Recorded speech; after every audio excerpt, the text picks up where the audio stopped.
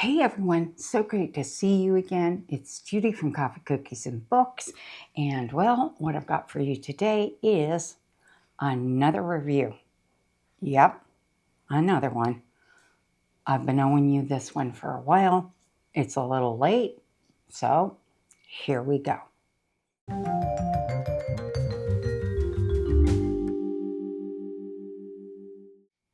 Okay, so the review that I owe you is the first round of Kindle Unlimited. And well, what I'm going to say is it's going to be the last round.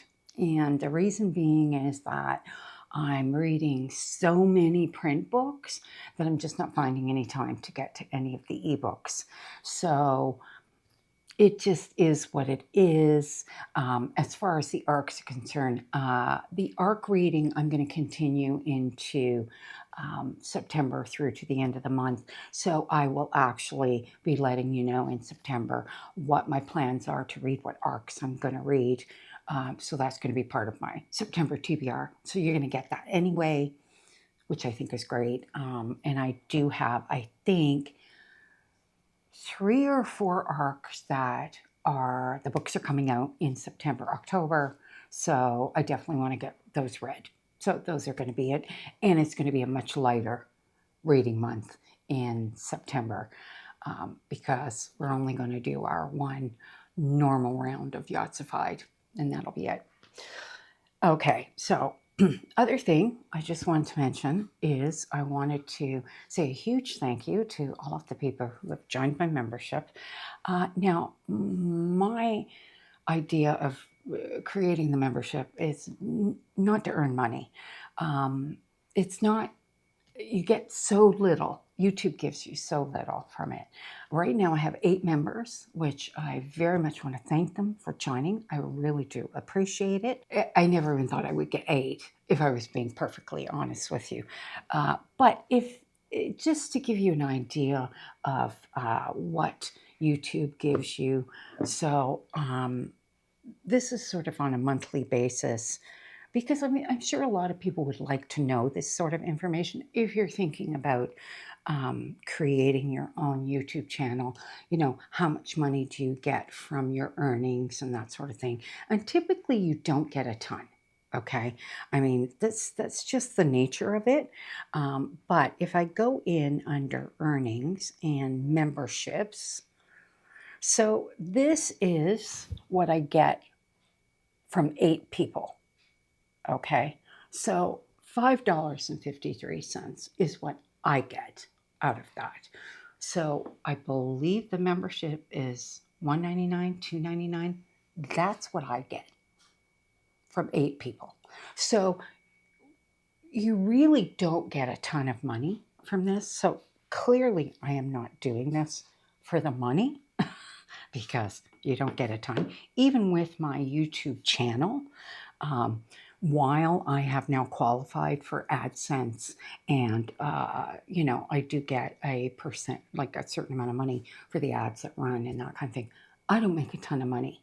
I'm lucky if I make a couple of $100 every couple months. So, because they don't pay you until you hit a minimum of 100. So that's basically all I make off my channel. But it is because of you people that I make the money. But the idea with the membership was just to have a place where I could have a little fun with things that just kind of separates it a little bit, maybe do a book club, that kind of thing, and let them there dictate what I'm going to read. You guys will still obviously get to see what I end up reading, but they get to dictate what I read, that kind of thing. So that's more or less what the membership is for. And just wonderful 8 people who have joined. That's all I can say. And I really do appreciate it. So that's it. The other thing I want to mention is excuse the hair. Anybody who's been watching might know I'm in grow out mode because I used to wear it really short. And I've decided I want to let it grow. I think I'm looking to kind of go shoulder length with it just as it is right now. growing out in the cut that it was in, because it's growing out all in layers. And then once it's down here, then I'll kind of even it out, but keep it like in a layered bob, that kind of idea. So I just wanted to do that. I was kind of sick of having it really super short. So, and it's a mess this morning because I went for a walk this morning and it's hot already, right? It's like 23 degrees already outside. And yeah, I just decided to take a walk and go get a coffee. Normally I make my own. So anyway, I came home all sweaty. You guys get the joy of that. Okay. Anyways, without further ado, so we have 4 books to look at. The first one on the list is Bonded by Thorns by Elizabeth Helen. Now, I ended up DNFing that one. I DNF'd it at around about 30%.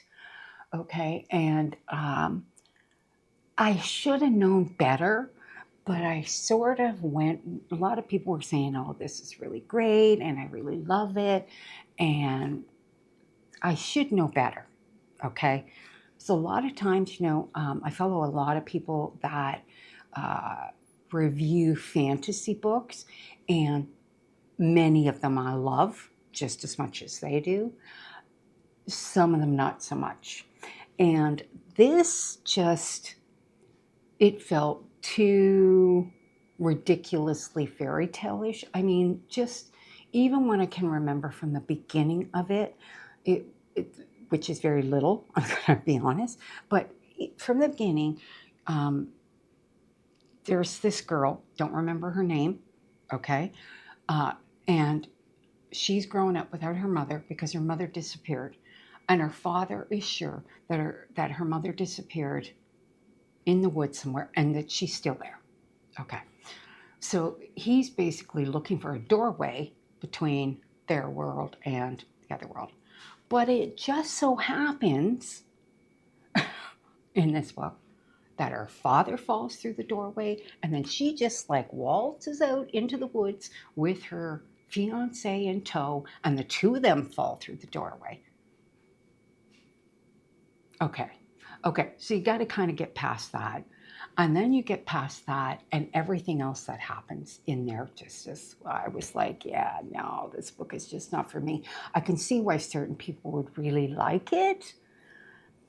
I am not one of those people, So I did DNF it. I don't regret DNFing it at all because it's just, if book is not for you, it's not for you. And, yeah, couldn't do it. So I apologize to anybody who really loves the series because I know there are quite a few people who do. I am not one of them. And of course, will not be even trying. This is like a solid DNF. Will not be going back and trying it again. Because sometimes there are some books that I will try in Kindle and I know they're just not working for me in Kindle. And then I'll buy the print book and try it. Now, one of the books that comes to mind that was like that, I have not read it yet, but I bought the print book, is When the Moon Hatched. The Kindle just, I couldn't couldn't grasp it. I think I got, again, about 100 pages in and just couldn't do it. Was prepared to fully DNF it. And somebody said to me, give the print book a try. Because I do tend to have a better experience with print books. So I did buy it. I haven't read it yet because it hasn't come up on the TBR game yet. But I will read it when it does and I will give it a try. So there are some books that are like, this book is not one. I have no interest in trying it. It just isn't my cup of tea. Fairy tale retellings, no matter what form that they are in, typically don't work for me. I don't like them. And I've read romance ones that were fairy tale retelling, didn't like them. So I think that's what the problem is with this one, is it's a fairy tale retelling and just didn't, wasn't me, wasn't my cup of tea. Okay. Now the next one I actually really enjoyed. Okay, and it is get 20% off your first demon this Halloween by Michael D.A. Clarke. Now, I had the author had contacted me, and he was like, I can send you an e-copy. And I was like, well, is it available on Kindle Unlimited? And he said yes. And I said, okay, let me read it, and that way you get paid for me to read it. And then I feel like I can give my full, honest review on it.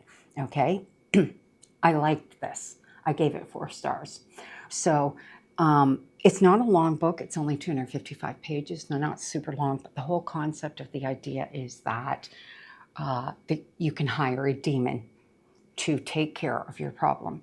So the initial person, her name is Helen, and she is not treated very nicely by her husband. And she has decided she's going to leave, and she's leaving, and she happens to stumble into this place that they give you a opportunity to shop for your demon to take care of your problem. Okay, so the whole concept is hilarious, but it's not. Okay, like it's hard to explain, but it is the idea that she's walking through with a woman, Marion, who's her concierge, okay, and taking her through and introducing her to each of these demons. And as she goes through, you get the story how each of these people became a demon, okay, what their backstories are. And I thought it was funny. I really thought it was funny. Now, one of the reasons that I gave it only 4 stars was simply because that I felt that there was a bit of a lack of balance in it. And it's funny because this book and the next book also had that issue. And that was in that I felt that there almost wasn't enough of Helen's backstory about her and her husband. Okay, there was a lot of stories there were 3 different demons, I believe. So there was a lot of story about them, but not so much about Helen and her husband. You did get it, but you got it very quickly at one point in the book. So I kind of would have liked a little more of that. I think like maybe another 50 pages dedicated to kind of 25, 50 pages, somewhere in that range, dedicated to her and her husband, a little bit more, her and her husband, maybe snippets of her and her husband as you were going through the book. It was just a bit too quick, okay? So, and of course, you're thinking through the damn book, what the hell's going to happen with her husband, right? Which you do get an answer for that, obviously, because that's the whole point of the book. But it was great. I mean, I thoroughly enjoyed that part. Not going to say I didn't, because I did. But the one note that I made in or when I put the review in is there is bonus material at the end. You know how it's like you'll get the book, then you get the acknowledgments or whatever from the author, and then they pop in bonus material. I'm one of these people don't always read the bonus material. You don't want to miss the bonus material on this one. Be sure to read the bonus material because it relates back to some characters in the book, other characters in the book that aren't quite as fleshed out. They don't really need to be in this particular story, but I liked what he did with it in that bonus material. So definitely read the bonus material if you're going to read this. And like I said, it's on KU, and I thoroughly enjoyed this. I mean, I enjoyed it so much that if he wrote something else, I would definitely read it. And I do believe he has other books out, so I could potentially look at it. I just loved the quirky feel to horror. It wasn't comedic. It was quirky. Okay? So when you put the two together, they worked together just fine, the quirky feel.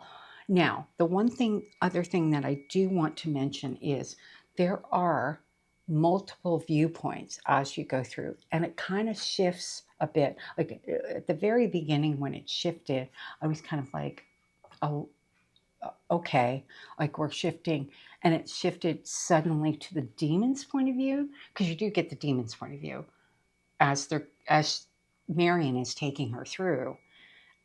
And as you get to each of the windows or areas where the demons are, you get the demon's point of views, which is brilliant, I'm going to say.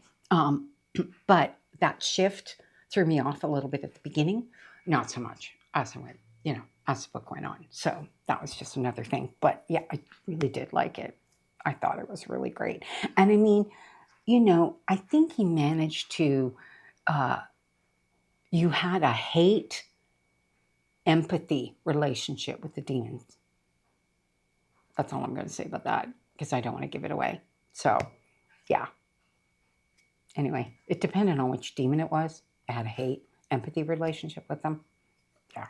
So, okay, guys, I just need a drink. I'm getting a little rough around the edges here. I'm just getting over having been sick for a week. And then yesterday, I had to go out.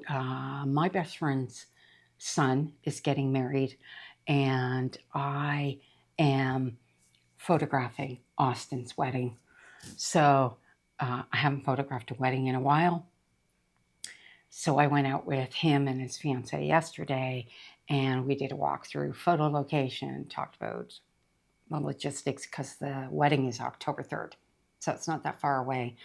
And yeah, we kind of just got their timing sorted out, because she's trying to figure out makeup schedule, all that wonderful stuff like that. So we did that yesterday.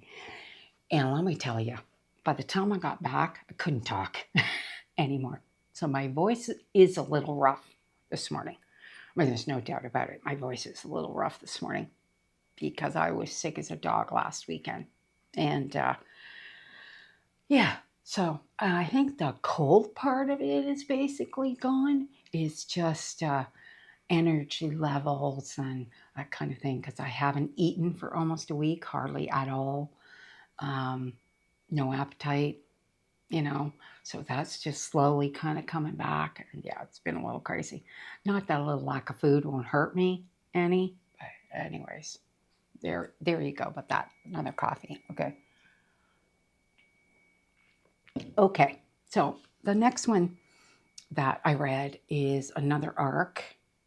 Why am I saying another arc? Well, the first one, the demon one, was not necessarily an arc. That was from the author. This one is actually a NetGalley arc from Crown Publishing, and it is Mr. Disappear by Virginia Trench. I thought this one sounded interesting. I thought it was an interesting concept. It's about a con man and how he's affected certain people. Now, the story ended up not being exactly what I thought it was, but I still enjoyed it, okay, more or less. So what you have is you have 3 women, and they all are involved in what's them trying to bring this guy Rise down, okay, his con game down. And Liz is a ex-journalist, so she's a new mom, and she has gotten involved in a Reddit thread, Reddit group about this guy, okay? And she's connected with this one person, Alex, and Alex knows Rise from the past. That's all I'm going to say about that. Then you have Quinn, okay, who is Rise's next victim and who Liz and Alex connect with, okay? So they basically tell her she's his next victim, and then she ends up working with them. So that's basically the gist of how this all goes down. Now, they do also connect with another woman who was one of his victims, but she doesn't work with them. She doesn't want anything to do with it. Her life was very badly affected, but she happens to live in the area. This is all taking place in Colorado, okay? And so this guy has zeroed in on Quinn because he thinks she's going to come into a lot of money, all right? Now, there's a lot of question about this guy that goes way, way back. He's also got himself connected to this rich woman, okay? So there's some stuff where this woman is concerned. There's all kinds of things like this going on. And you also get Rise's point of view through the whole book. Now, I had the same issue with this. I gave this 3.5 stars. So I did like it, but I had major issues with the character balance in the book. I felt that certain characters didn't have enough and some had too much, okay? This is just my opinion. That's why I'm not going to specify who, all right?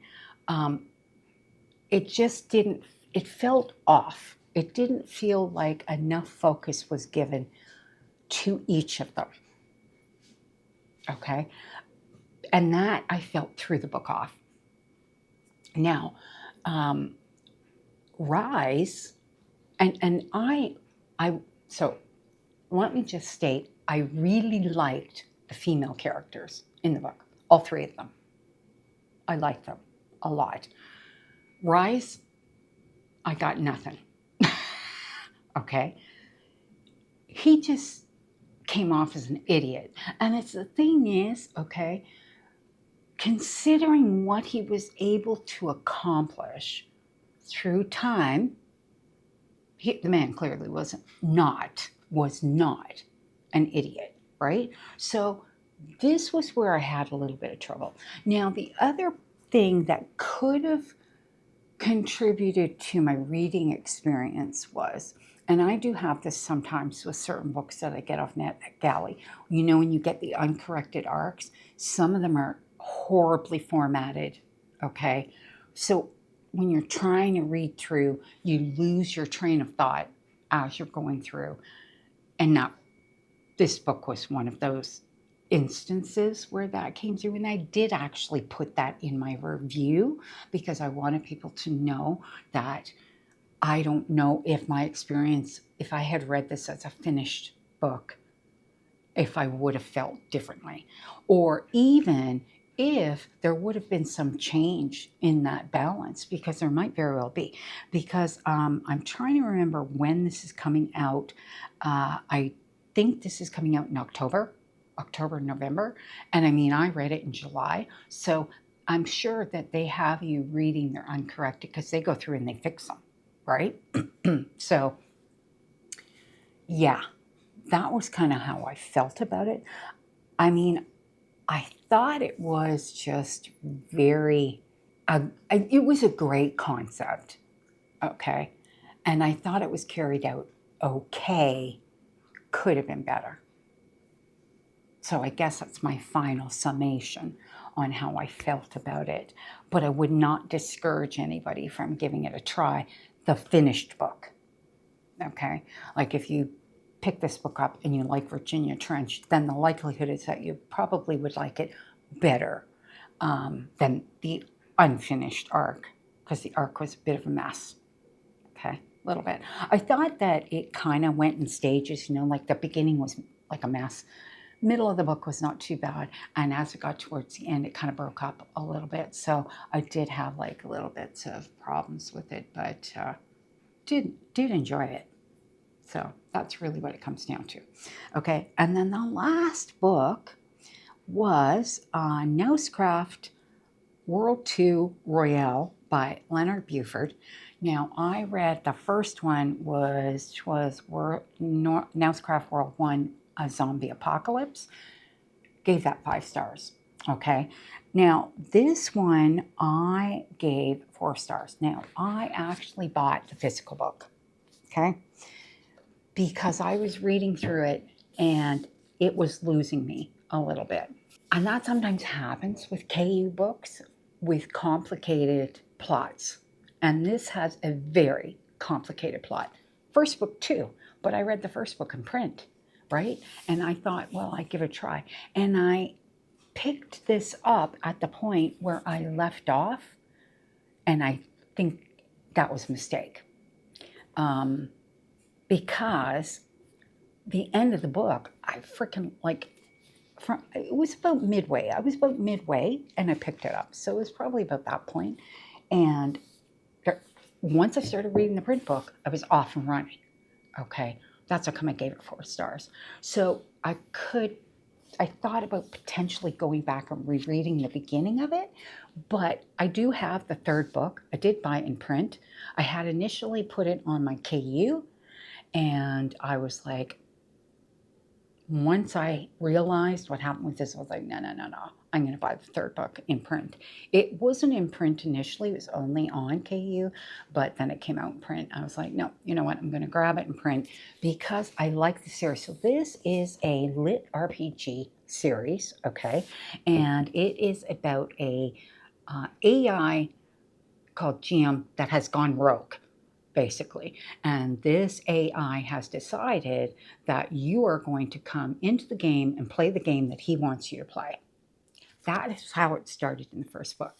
Now, in the first book, it only involved a smaller number of people. So when I say smaller number, it would be like the population of London, England, because that's where that book, like where the game was started. And only those people were taking part. Now, everyone else in the world was watching because they're able to watch through implants they have and that kind of thing. So they're there and they're able to watch.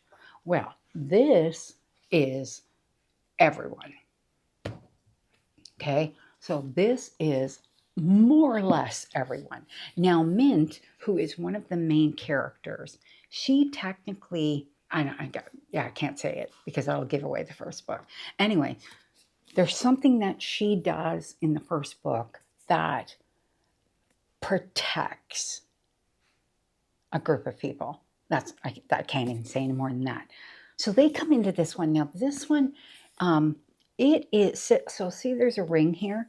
So it is a cone of rings, okay? And everybody is on a ring, and there are thousands of rings, thousands of them, okay? And the idea is that, so it's structured similar, but it's a little bit different because now you have more characters. So that can get a little confusing. However, he did stick to very specific points of view. Now, that was, so I had likened it a little bit to Dungeon Crawler Carl. Has a bit of a similar feel to it, but very different story. And unlike Dungeon Crawler Carl, which is all Carl's point of view, in this series there are multiple points of view. Okay, and because you're getting multiple points of view, it's a very different feel to it. And I really love it. I think it works really well. So again, I gave this one 4 stars. There are only 3 in the whole series. There are not a ton. And as far as I know, there's only an audiobook for the first one. I did not do audio. I did just print. I didn't even do immersive, which that's the only way I can do audiobook is by reading and listening together.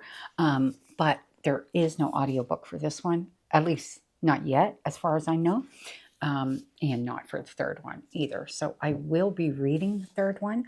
I am going to put the 3rd one probably on my TBR for, what do you call it, September. I had to think about that for a minute because it's a special super series. September is what I'm calling it. And so this is a series, albeit one that I started this year, but I'm still going to put that book on there because I do want to read it. So that was how I felt about that one. And I can't recommend it enough. I freaking love this series. Love it so much. Only complaint I have is, so I got book 2 and book 3, they're this size, which is your 6x9, which is typical for a science fiction, because this is like sci-fi lit RPG. The other one, hold on, I'm just going to grab it. Give me a second.